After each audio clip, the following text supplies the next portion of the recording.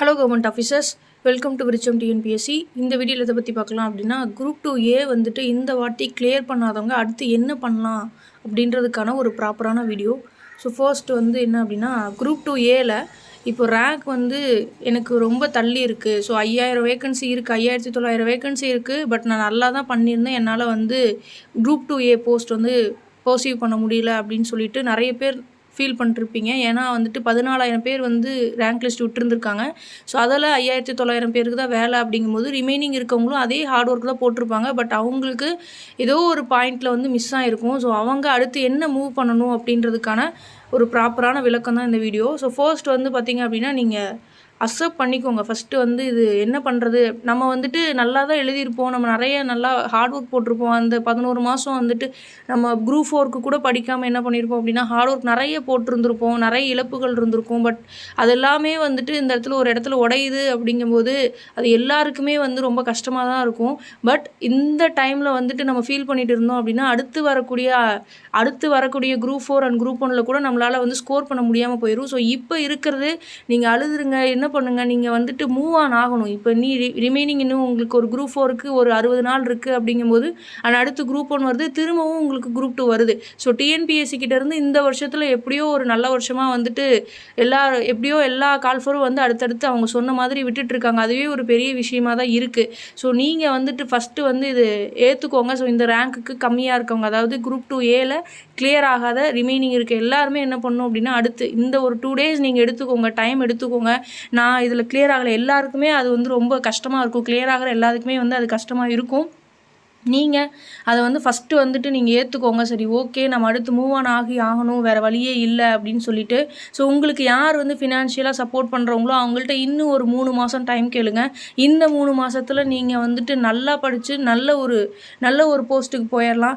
ஏன் அப்படி சொல்கிறேன் அப்படின்னா, நீங்கள் ஆல்ரெடி இந்த குரூப் 2Aக்கு இவ்வளோ தூரம் வந்தவங்க, அதாவது 60,000 பேர் மெயின்ஸ் எழுதி அதில் சிவி செலக்ட் ஆகி அதுக்கப்புறம் வந்து ரேங்க் அந்த 1:2ல் கவுன்சிலிங் வரைக்கும் போய் அந்த நெக்கில் வந்துட்டு என்ன அப்படின்னா, கிடைக்காம இருக்கவங்களுக்கு வந்துட்டு கண்டிப்பாக அடுத்த வாய்ப்பு வந்து இருக்கும். நீங்கள் ஆல்ரெடி வந்துட்டு முக்கா கிணறு தாண்டிட்டீங்கன்னு அர்த்தம். இன்னும் கிணறு தான் இருக்குது. நீங்கள் விட்டுட்டு போனீங்க அப்படின்னா, நீங்கள் அந்த முக்கா கிணறு தாண்டினதுக்கான அர்த்தமே இல்லாமல் போயிடும். நீங்கள் இந்த 2-3 வருஷம் நீங்கள் போட்ட எஃபோர்ட்டுக்கும் வந்துட்டு அர்த்தமே இல்லாமல் போயிடும். ஸோ அதுக்காகனாச்சும் நீங்கள் என்ன பண்ணணும் அப்படின்னா, ஒரு 2 டேஸ் நீங்கள் டைம் எடுத்துக்கோங்க. எடுத்துகிட்டு மூவ் ஆன் ஆகுங்க. அடுத்து நீங்கள் என்ன பண்ணணுன்றதான் நீங்கள் யோசிக்கணும். ஸோ அதுக்கு தான் சொல்கிறேன், வாட் நெக்ஸ்ட் அப்படின்றதுக்கான பெரிய ஆன்சர் என்ன அப்படின்னா, நீங்கள் மூவ் ஆன் ஆகி தான் ஆகணும். ஒன்ஸ் நம்ம டிஎன்பிஎஸ்சிக்குள்ளே ஃபீல்டு வந்துட்டோம் அப்படின்னா எல்லாமே நமக்கு சக்ஸஸாக இருக்கும் அப்படின்றது நம்மளால் அதை எடுத்துக்க முடியாது. எல்லாமே நமக்கு சக்ஸஸாக தான் வரும் அப்படின்றதெல்லாம் நம்மளால் எடுத்துக்கவே முடியாது. ஸோ அது இன்கேஸ் அந்த இடத்துல ஃபெயிலியர் இருக்கும், அதை அக்செப்ட் பண்ணிட்டு நம்ம என்ன பண்ணோம் அப்படின்னா, அடுத்து என்ன அப்படின்றது தான் நம்மளால் யோசிக்க முடியும். ஸோ அதுக்கு தான் சொல்கிறேன், நீங்கள் 1 or 2 டேஸ் எடுத்துகிட்டு ரிமைனிங் இருக்கக்கூடிய நீங்கள் ஆல்ரெடி படிச்சிருந்துருப்பீங்க, ஆல்ரெடி தமிழ் படிச்சிருந்துருப்பீங்க, குரூப் 2ல் ஃபெயில் ஆனவங்க வந்துட்டு இவ்வளோ தூரம் வந்துட்டு அவங்க வந்திருக்காங்க அப்படிங்கும்போது அவங்க பெரிய ஒரு எஃபோர்ட் போட்டுட்டு தான் வந்திருப்பாங்க. ஸோ அந்த எஃபோர்ட்டை வந்து வீணாக்காமல் நீங்கள் இருக்கக்கூடிய இந்த 60 நாள் நீங்கள் யூட்டிலைஸ் பண்ணிட்டீங்க அப்படின்னாவே, இந்த 60 நாள் நீங்கள் ஆல்ரெடி படித்ததை ரீகால் பண்ணிட்டு எக்ஸ்ட்ரா கரண்ட் அஃபேர்ஸ் மட்டும் நீங்கள் படிச்சுட்டு நீங்கள் ரிவிஷன் பண்ணி போனீங்க அப்படின்னா கன்ஃபார்ம் இந்த தடவை உங்களுக்கு குரூப் 4 அண்ட் அடுத்து வரக்கூடிய குரூப் 1 அண்ட் குரூப் 2ஓட எக்ஸாம்ஸ் வந்து ஈஸியாக கிளியர் பண்ணுறதுக்கான பாசிபிலிட்டிஸ் இருக்குது. ஓகேங்களா? ஸோ அதனால் வந்து நீங்கள் மூவ் ஆன் பண்ணணும். அண்ட் அதே மாதிரி உங்களுக்கு அதே தான் ஜூன் 9ல் உங்களுக்கு வந்து கரெக்டாக இன்னையிலேருந்து சொல்லணும் அப்படின்னா ஒரு 59 நாள் இருக்குது. ஸோ அந்த 59 நாள் நீங்கள் யூட்டிலைஸ் பண்ணிங்க அப்படின்னா குரூப் 4க்கு கிளியர் பண்ண முடியும். அண்ட் ஆல்ரெடி வந்துட்டு என்ன அப்படின்னா, குரூப் 4ல் கிளியர் பண்ணவங்க இருப்பாங்க. ஸோ அவங்களுக்கு குரூப் 2 எழுதி வராமல் இருந்திருக்கும். ஸோ அவங்க ஆல்ரெடி இருக்கிற ஒர்க்லேயே வந்துட்டு கண்டினியூ பண்ணிவிட்டு நீங்கள் என்ன பண்ணணும் அப்படின்னா, ஈவினிங் இருக்கக்கூடிய கிடைக்கிற டைம் யூட்டிலைஸ் பண்ணி நீங்கள் வரக்கூடிய குரூப் 2வில் வந்து கிளியர் பண்ணணும். எல்லாருக்குமே தான் சொல்கிறேன், என்னையும் சேர்த்து தான் சொல்கிறேன். எனக்கு 2Aல வந்திருக்கு அப்படிங்கும்போது நான் அடுத்து வந்து குரூப் 1 எய்ம் பண்ணுறேன் அப்படின்னா, அடுத்து நம்ம ஓகே நம்மளும் நல்லா எழுதியிருப்போம், நானும் நல்லா எழுதினேன், நானும் 11 மாதம் படித்தேன், என்னால் எவ்வளோ கண்டென்ட் கொடுக்க முடியுமோ நானும் கொடுத்தேன். பட் எனக்கு என்ன அப்படின்னா, 2Aல கிடச்சிருக்கு, ஓகே. பட் அது வந்துட்டு இன்னும் நம்ம மேலே போகணும் அப்படிங்கிறதுக்கு எஃபோர்ட் போடணும். ஸோ ஆல்ரெடி நம்ம கொடுத்த எஃபோர்ட் பத்தலை அப்படிங்கும்போது நம்ம இன்னும் நிறைய எஃபோர்ட்ஸ் வந்து கொடுக்கணும். ஓகேங்களா? ஸோ அதனால் சொல்கிறேன், நீங்கள் முக்கால்வாசி கிணறு தாண்டிட்டீங்க அப்படிங்கும்போது திரும்பி வர தூரத்தை விட நீங்கள் அந்த கிணறு தாண்டுற தூரம் வந்து கம்மி தான். ஓகேங்களா? ஸோ காவாசி தூரம் நீங்கள் கடந்தால் போதும், நீங்கள் திரும்பி வந்து ரிட்டர்ன் வரணும் அப்படின்லாம் யோசிக்காதீங்க. ஏன்னா அது ரொம்ப தூரம். வெளியவும் நம்மளால் வர முடியாது. இவ்வளோ தூரம் படிச்சுட்டு நம்மளால் வெளியவும் வர முடியாது. ஸோ இருக்கிறது இன்னும் ஒரு கிணறு தான் இருக்குது. அப்படிங்கும்போது நீங்கள் அதை தாண்டிடுங்க. எவ்வளோ தூரம் நீங்கள் இது வரைக்கும் எஃபோர்ட் போட்டிங்களோ அதே எஃபோர்ட்டை நீங்கள் இந்த ஒரு 60 நாள் கொடுங்க. கன்ஃபார்ம் குரூப் 4 கிடைக்கும். ஆனால் அதே மாதிரி நீங்கள் இந்த 60 நாள் படிக்கிற எஃபோர்ட்ஸ் வச்சு நீங்கள் அடுத்து மே மாதத்தில் வரக்கூடிய குரூப் 2வையும் கிளியர் பண்ணி, நமக்கு போன தடவை அந்த 11 மாதம் படித்த குரூப் 2ஓட மெயின்ஸுக்கு நம்ம படித்த அந்த இது வந்து பார்த்திங்க அப்படின்னா அந்த கண்டென்ட் நமக்கு அடுத்த குரூப் 2க்கு வந்து கன்ஃபார்ம் யூஸாக இருக்கும்.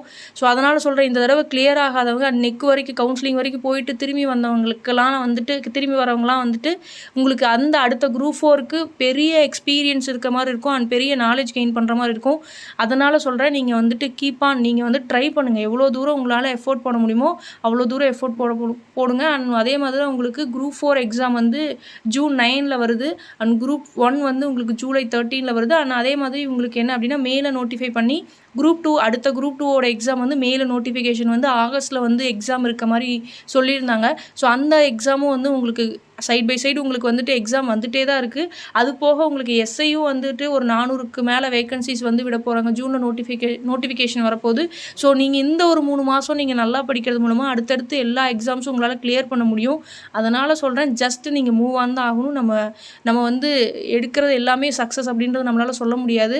நம்ம போடுற எஃபோர்ட்ஸ் அந்த இடத்துல தப்பாகுது அப்படிங்கும்போது நம்ம இன்னும் எஃபோர்ட்ஸ் நிறைய போடணும், இன்னும் காம்படிஷன் கூட இன்னும் நம்ம நிறைய எக்யூப் பண்ணிக்கணும் அப்படின்னு நினச்சிட்டு நம்மளோட வந்து பார்த்திங்க அப்படின்னா ஆட்டிடியூடை நம்ம தான் சேஞ்ச் பண்ணிக்கணும். நெவர் கிவ் அப் அப்படிங்கிற ஆட்டிடியூடில் தான் நம்ம இருக்கணும். ஸோ நம்ம டிஎன்பிஎஸ்சிக்குள்ளே வந்துட்டோம் அப்படிங்கும்போது வெளியே போகும்போது கண்டிப்பாக ஒரு ஜாபோடு தான் போகணும் அப்படின்றத மைண்ட் செட் பண்ணிவிட்டு நீங்கள் கீப் ஆன் ட்ரை பண்ணிட்டே இருங்க. அப்படின்னா மட்டும்தான் வந்துட்டு கிளியர் ஆக முடியும். ஸோ இருக்கிற காம்படிஷன் வந்து ரொம்ப ரொம்ப கூட. அண்ட் அதே மாதிரி என்னது கேட்குறீங்க, தமிழில் எக்ஸாம் எழுதுனீங்களான்னு சொல்லிட்டு, நான் தமிழில் தான் எக்ஸாம் எழுதினேன். அண்ட் தமிழில் வந்துட்டு பார்த்திங்க அப்படின்னா எனக்கு ஒரு சில என்விரான்மெண்ட் ரிலேட்டடாக எனக்கு கொஞ்சம் இன்ட்ரெஸ்ட். ஸோ அதனால் அந்த மாதிரி கொஷின்ஸ் கொஞ்சம் நான் நல்லா பண்ணியிருந்தேன். பட் இது வந்துட்டு எப்படி சொல்கிறது அப்படின்னா, கரெக்ஷன் வந்து யார் எப்படி பண்ணியிருக்காங்க அப்படின்றத பேஸ் பண்ணி தான் இது இருக்குது. ஒரு சிலர் வந்துட்டு ஒரு கொஷினுக்கு 13 மார்க் போடுறோம் அப்படின்றாங்க. அதே கொஷினுக்கு இன்னொருத்தவங்க ஒரு 8 மார்க் 6 மார்க் 2 மார்க் தான் போடுறாங்க அப்படின்ற போது 2 பேரோட ஆவரேஜ் போடும்போது நமக்கு கம்மியாக வர வருது. ஸோ இது ஒரு ஃபேக்டராக இருக்குது. ஸோ எல்லாருமே நல்லா தான் பண்ணியிருந்திருப்பாங்க. குரூப் 2 மெயின்ஸ் வந்து கண்டிப்பாக எல்லாருமே ஓரளவுக்கு நல்லா தான் பண்ணியிருந்திருப்பாங்க. அண்ட் அதில் கொஞ்சம் ஒரு சில கொஷின் அட்டன் பண்ணாமல் இருக்கிறது. ஸோ இந்த மாதிரி ரீசன்னாலையும் வந்துட்டு நிறைய பேருக்கு வந்து மார்க்ஸ் வந்து கொஞ்சம் கம்மியாக இருக்குது. ஸோ இவங்க எல்லாருக்குமே வந்து என்ன சொல்கிறேன் அப்படின்னா, கண்டிப்பாக அடுத்த குரூப் 2 அண்ட் இந்த வரக்கூடிய குரூப் 4 குரூப் 1 நீங்கள் நல்லா படித்து அட்டன் பண்ணுங்கள். ஸோ அப்படி அட்டன் பண்ணால் மட்டும்தான் நமக்கு டிஎன்பிஎஸ்சியில் போஸ்ட் வந்து கிடைக்கும். ஸோ டிஎன்பிஎஸ்சிக்கு உள்ளே வந்தவங்க வெளியே போகும்போது ஒரு ஜாபோடு போகணும் அப்படின்றது நீங்கள் ஞாபகம் வச்சுக்கோங்க. அதே மாதிரி நீங்கள் உள்ளே ஸ்டார்ட் பண்ணும்போது, நான் டிஎன்பிஎஸ்சிக்கு ஃபஸ்ட்டு ஸ்டார்ட் பண்ணும்போது என்ன மைண்ட் செட்டோடு நீங்கள் ஸ்டார்ட் பண்ணீங்க அப்படின்றத நீங்கள் யோசிங்க. நான் ஸ்டார்ட் பண்ணும்போது ஒரு வேறு லெவலில் கான்ஃபிடென்ட் இருக்கும். நம்ம எதுலேயுமே ஜீரோலேருந்து ஆரம்பிச்சிருந்துருப்போம். அந்த ஜீரோலேருந்து ஆரம்பிக்கும் போது இருக்கக்கூடிய கான்ஃபிடென்ஸ் நமக்கு இப்போ இருக்காது. பட் இப்போ ஜீரோலேருந்து ஆரம்பிக்கிறோம் அப்படிங்கும்போது நமக்கு எதுவுமே தெரியாது. பட் நம்ம படிச்சிருவோம் அப்படின்ற ஒரு நம்பிக்கையில் வந்து ஆரம்பிச்சிருப்போம். இப்போ நம்ம எல்லாமே படித்து வச்சுருக்கோம். இப்போ ரிவிஷன் மட்டும்தான் நம்ம கையில் இருக்குது. ரிவிஷன் அண்ட் அங்கங்கே என்னென்ன பண்ணணும், ஒரு சின்ன மாடிஃபிகேஷன்ஸ் வந்து பண்ணால் போதும். ஸோ அது மட்டும் பண்ணால் போதும். ஸோ அப்போ நீங்கள் ஆரம்பிக்கும் போது என்ன கான்ஃபிடென்ஸ் இருந்தீங்களோ அந்த கான்ஃபிடென்ஸ் இப்போ உங்ககிட்ட இருந்துச்சு அப்படின்னா நீங்கள் ஈஸியாக கிளியர் பண்ண முடியும். ஸோ அதனால் சொல்கிறேன், அடுத்து வரக்கூடிய எல்லா எக்ஸாம்ஸ்க்கும் நீங்கள் ஃபோக்கஸ் பண்ணுங்கள். இப்போ நீங்கள் இது ஏற்றுக்கிட்டு நீங்கள் அடுத்து மூவ் ஆன் ஆகணும். ஸோ அப்படி பண்ணால் மட்டும்தான் நம்மளால் கிளியர் பண்ண முடியும். ஸோ நம்ம மேலே நிறைய பேருக்கு வந்துட்டு நம்பிக்கை வச்சுருந்துருப்பாங்க. நம்ம பேரண்ட்ஸ் ஆகட்டும், ஃப்ரெண்ட்ஸ் ஆகட்டும், எல்லாருமே ஒரே மாதிரி தான் படிச்சிருந்துருப்போம். அண்ட் ஒரு சிலருக்கு அது வந்து அட்வான்டேஜ் ஆகிருந்திருக்கு. ஒரு சிலருக்கு வந்து நல்லா எழுதியிருந்தாலும் ஒரு சிலருக்கு கிடைக்கல. பட் அதுக்காக வந்துட்டு நம்ம இப்படியே இருக்கிறதுன்றது கஷ்டம். ஸோ அதனால் சொல்கிறேன், நீங்கள் மூவ் ஆன் ஆகுங்க. படித்து முடிச்சுட்டு குரூப் 4 எழுதிட்டு அதுக்கப்புறம் குரூப் 4 எழுதி முடிச்சு ஒரு திருப்தியிலே உங்களுக்கு குரூப் 1 அண்ட் குரூப் 2 வருதுன்றனால நீங்கள் அதுக்கு வந்து ப்ரிப்பேர் பண்ண ஸ்டார்ட் பண்ணுங்கள். ஓகேங்களா? அண்ட் அதே மாதிரி குரூப் 2A கிளியர் பண்ண எல்லாருக்குமே கங்க்ராச்சுலேஷன்ஸ். அண்ட் இதுக்கப்புறம் நீங்கள் கிளியர் பண்ண போகிறீங்க அப்படிங்கிற எல்லாருக்குமே ஆல் தி பெஸ்ட். அண்ட் அவங்களுக்கும் நான் கங்க்ராச்சுலேஷன் சொல்லிக்கிறேன். தேங்க்யூ.